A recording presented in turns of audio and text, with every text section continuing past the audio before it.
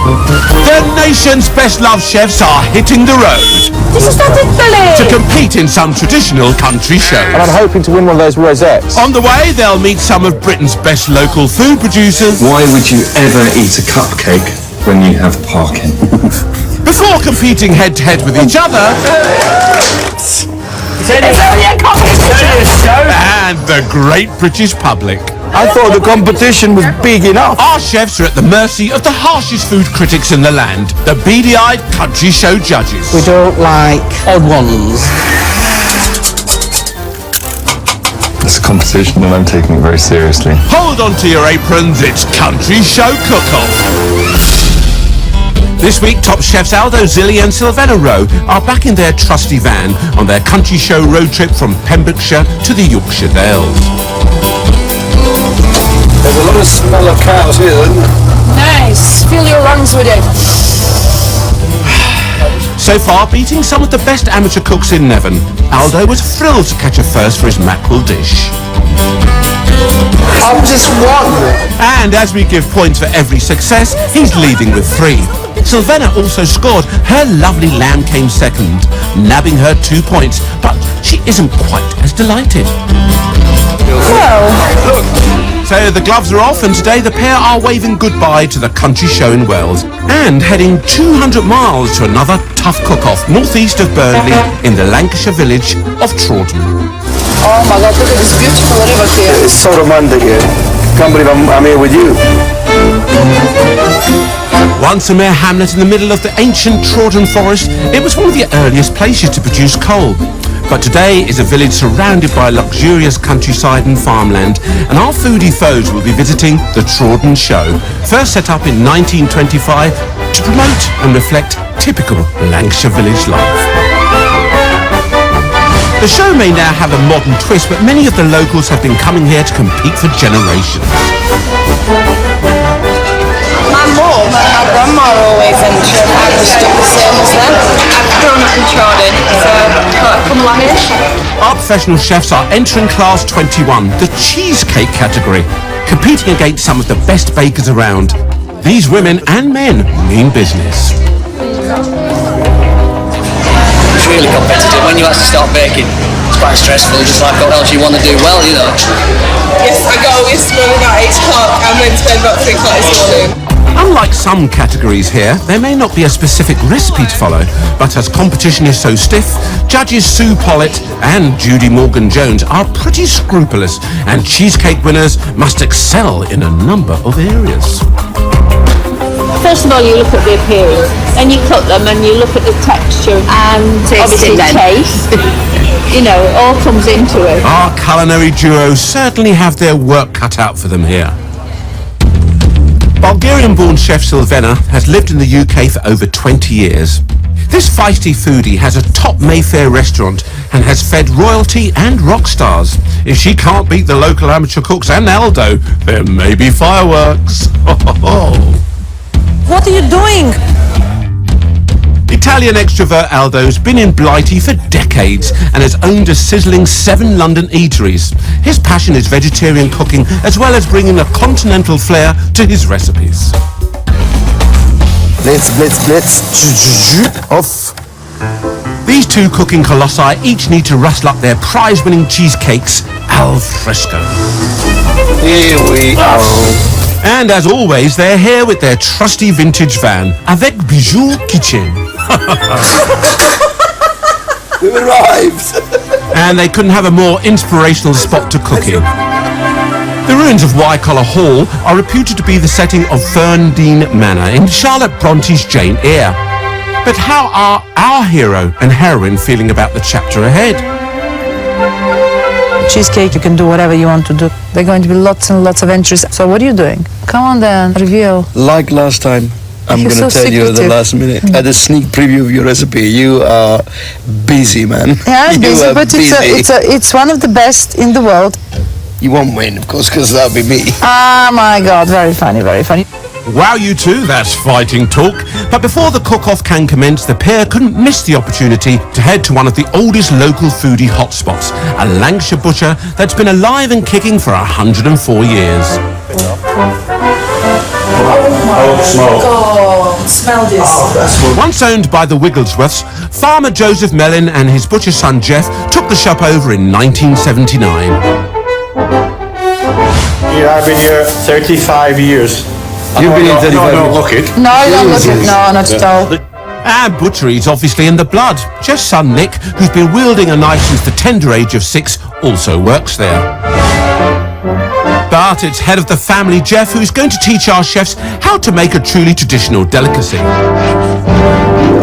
Before they get cooking, he's getting acquainted with Silvena. You are going to mix it all together for me. Really? Anything Back you to do. you. Your accent is so sweet. Is it? Are you Yes, finding it out? I know. I'm losing it now. with it. I'm just going to go outside and sunbathe because this looks like they don't need me at all. Right, let's go into the kitchen. Perfect for a woman with 2 men in the kitchen. Right, can you just put my glasses off? Oh, and you are to have some use in the kitchen after all. Yeah. If you two are quite finished, it's time to make stew and ard, which is potted beef served on top of ard and crunchy oat So cake. first, a litre of cold water. 2 middle marrow bones, so the marrow comes out. Do you cook with marrow bone? Yes, brought up with marrow is delicious, but most people don't know how Got a to lovely- extract it. And what does it do? Does it give flavor or does it give It texture? gives a flavour, it gives a texture, it's a thickening Everything. agent. So it's like a gelatin. It's a 3-in-1. Yeah. Comes off this bone here. Where, Jeff? Thank you. Thank you. Is that okay? That's very much okay. That's what down. Ugh, that was difficult having Right, a right. kid. Oh, come on, you two. What comes after the thigh bone? We're now going to have the meat, which is minced brisket flank. We've got about 4 to 5 pounds approximately here. So we're going to give it a quick stir to just blend it all together. Then we're going to season with salt and pepper. You want to do that, Aldo? Yeah. Any herbs going in? No herbs. It's very simple, it's very basic, and it's very old-fashioned. Bring that to heat, to boil, then we'll turn that down and simmer it for 3 to 4 hours. Just gently, quietly. This is one I prepared earlier for you. What do we do now, Jeff? We're going to skim. This is beef dripping. Now come here, Sylvia. Oh, he's got a pet name for her already. In there, Sylvia, there's a small piece of marrow. Give it Lift it up. And- Let all the marrow. No, let all the marrow fall. Ah, Give it okay. a shake. Perfect. Okay, perfect, it's gone. Give it a right good gentle mix. And let it I all don't do nothing gentle. just gently. Stop with this gently. Nice. You don't want it everywhere. He's a gentle butcher. The gentle butcher. That will now be placed in the refrigerator to cool. And here's one Jeff chilled earlier. Look at that! Mamma mio. Like a course terrine or a course pate. Finally got a little bit of onion. They'll see it complements it in a minute. Is this like a snack? You would go to the pub, you'd have a pint of bitter and some stew and hard. The oat cake round here, they call it hard. Excuse me, this is oat cake. Oh, looks like fungi. It's not fungi, Sylvie, it's oat cake. Be quiet. We know where's the trousers here. Ladies first. Will it pass the taste test? The oat cake works, isn't it? Yeah, the oat cake. and No, I'm not sure about the oat cake, I'm sorry. The stew is so delicious, but it is I delicious. disagree with you because I like tradition, but there you go. This was delicious. That was Thank you. Absolutely delicious. one of the best experiences. Well, I don't know about that, but I've enjoyed it. I look forward to seeing stew and hard on your London restaurant menus, guys. Certainly put a smile on Sylvie's face. Ooh. Sorry, Jeff. The fun's over and the battle of the chefs is on. There's a couple of prize-winning cheesecakes to be made for tomorrow's show in Trawden. And Aldo's already won a first. What's he got in store to ensure Silvena doesn't snatch a victory? I'm going for a very simple, zili, zesty tofu cheesecake. I don't think anybody would have seen tofu on cheesecake before. It may be simple, but that could be risky. And I'm going to pile up lots of berries in the middle. And hopefully not only will taste amazing, but like last time, guess who the winner's going to be? Oh, he's desperate to beat Silvena again. But our competitive siren also wants a win. How's she going to rustle up a champion cheesecake? I'm doing the most classic of cheesecakes. It's like a la New York style. It's very creamy, very rich, very smooth. It's a little bit complicated because it's a baked cheesecake, so it takes a bit of time. Aldo is gone for the non-baked variety of cheesecakes, and I hate them. I hate a non-baked cheesecake. It's like a supermarket jobby. Meow. So the show doesn't state the type of cheesecake that must be made, but the judges wanted to hit the spot with appearance, texture and taste, so these two are pulling out all the stops. It's time to get cooking, and it's ladies first. And it's very, very delicious if it's made properly. I've got some digestive biscuits. This is about 500 grams. I have melted some butter here, enough to bind the biscuits. And preparation was key. Silvena's tin is wrapped in a layer of baking paper and 3 layers of tin foil. Once I cook it in water bath, I don't want any water going inside there. Press it down. It takes some time, but it's worth it. It's very soft, it's like sand. It smells beautiful. Hello. Hi, baby. There's nothing for you here. Oh, maybe you'd like a biscuit. Base prepped. Now time to warm it up. Off we go into the oven that is even more temperamental than Aldo. 10 minutes. Time for the cheese part of the cheesecake. I'm going to put all the ingredients in the mix, not in any particular order. Cream cheese. What is quite unusual is the presence of sour cream. And I love it personally. And it's like a secret ingredient. Not anymore. As if it wasn't rich enough, decadent enough, luxurious enough, we're adding some double cream on here as well. It sounds like a lot of calories, but hey, it is a cheesecake. If you're on a diet, you don't need that. Sugar, and now the eggs. 4 eggs we need. Look at those yolks. Real good quality local yolks. Give it at least 5-6 minutes. Whoa, hello. Yeah, without spilling half of it. Medium speed, not max, medium. You want it very smooth, very silky. And then some vanilla pods. You can use also vanilla essence, but for me it's a little bit wishy-washy. This is amazing. This is like a smell that transports you onto a magic carpet, into the exotic islands of Madagascar. Yeah, step away from the vanilla. In one firm go, get all the seeds out, just like that. How easy was that? This is very rich and very, very beautiful. Whew, noisy. Now look how smooth this is. You can't expect the judges to eat it like that. Let's get that base. This is so, so good.